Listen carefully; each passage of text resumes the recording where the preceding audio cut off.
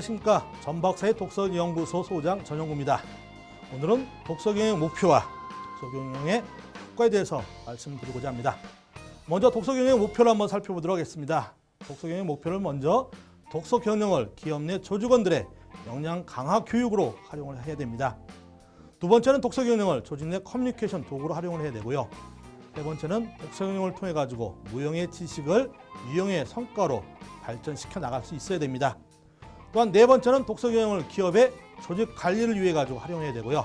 다섯 번째는 능력 있는 인재를 확보하는 데 그 목표를 두고 있어야 됩니다. 자, 그러면 독서경영의 효과는 과연 어떤 게 있을까요? 먼저 개인과 기업 그리고 대외적인 측면에서 효과를 한번 살펴보도록 하겠습니다. 개인적 효과는 평생 학습에 기회를 주어준다라고 할 수 있죠. 결국 기업 입장에서 보면은 소속감과 애사심을 높일 수 있는 중요한 요소가 되고 있습니다. 또한 개인적인 효과 입장에서는 지식을 쌓을 수 있고요. 정보와 기술의 습득을 가져올 수 있습니다. 또한 독서 경영을 통해 가지고 사고 능력과 창의성을 향상시킬 수 있고요. 토론과 발표 수준을 높일 수 있습니다. 또한 지식 수준과 업무 이해 등을 향상시킬 수 있어 가지고 자기 개발을 한 단계 더 높일 수 있는 것이 개인적인 효과라고 볼 수 있겠습니다. 다음은 기업적인 효과인데요. 자발적 학습 문화를 형성해 가지고요. 토론 문화를 정착시킬 수가 있습니다. 결국 토론이라고 하는 것을 통해 가지고 부서 간 장벽을 제거시킬 수 있고요. 개인의 지식의 전파와 공유를 할 수 있는 여건을 만들어 줄 수가 있습니다. 또한 기업의 경영 이념과 비전을 조직과 같이 공유할 수 있는 것도 기업적인 효과를 중요한 것 중에 하나고요. 주인의식을 높일 수 있고 애사심을 고취시킬 수 있는 것도 결국은 기업적인 입장에서 중요한 효과라고 볼 수 있습니다. 무엇보다도 중요한 기업적 효과는요. 독서경영을 통해 가지고 생산성과 기업의 성과를 높일 수 있다고 하는 것이 될 겁니다. 또한 대외적인 효과를 살펴보면요. 깨끗한 기업의 이미지를 만들 수가 있습니다. 또한 인재를 기르는 기업이라고 하는 이미지를 부각시킬 수 있어 가지고요.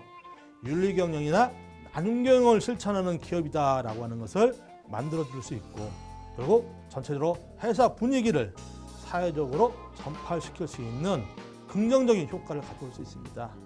결국 기업에 대한 긍정적인 효과는요. 영업에서 실적이 높아지는 것으로 나타날 수 있기 때문에 대외적인 효과 입장에서는 깨끗한 기업이 떠나가지고 결국은 더 많은 기업적인 이미지를 좋게 만들 수 있는 것이 결국 대외적인 측면에서의 독서경영의 효과라고 볼 수 있습니다. 한편 일반적인 효과를 살펴볼 수 있는데요. 첫 번째가 삶에 새로운 동기를 부여할 수 있습니다. 자, 미국의 가장 유명한 여성 토크쇼 진행자 오프라 윈프리 모든 분들이 알고 있을 겁니다.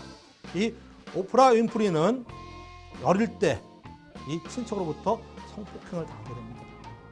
그리고 마약에 빠지게 됩니다. 결국 어린 나이에 결국 그런 험한 일들을 당하다 보니까요. 이 오프라 윈프리는 자살을 결심하게 됩니다. 네, 자살을 앞두고 그녀가 한 권의 책을 읽게 되는데요.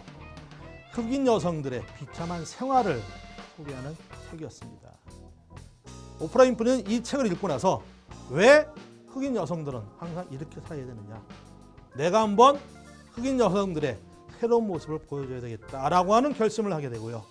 결국 그녀는 오늘날 당당한 여성으로서 흑인 여성으로서 최고 위치까지 올라가는 성공을 이루게 됩니다. 그녀의 성공에는 결국 한 권의 책이 있었습니다. 생애를 바꿀 수 있는 중요한 요소가 결국 독서경영에서 살펴볼 수가 있습니다. 두 번째는 지식 창고의 매체입니다. 책 속에는 많은 지식이 담겨 있습니다.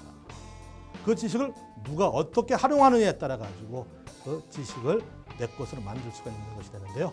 결국 지식 창고에서 그 창고의 문을 마음 놓고 열 수 있도록 책을 가까이 하시는 게 중요합니다. 세 번째 일반적인 효과는 끝없는 동반자입니다.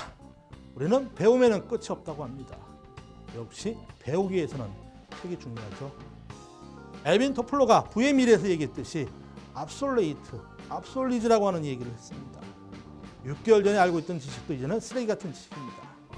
이 책과 동반을 해가지고요. 죽을 때까지 새로운 지식을 가르치시기를 바랍니다. 다음에 네 번째는 통찰력을 기를 수 있는데요. 책을 통해 가지고 중용이라고 하는 것을 가질 수가 있습니다. 어느 한쪽으로 치우치지 않는 것이 중용인데요.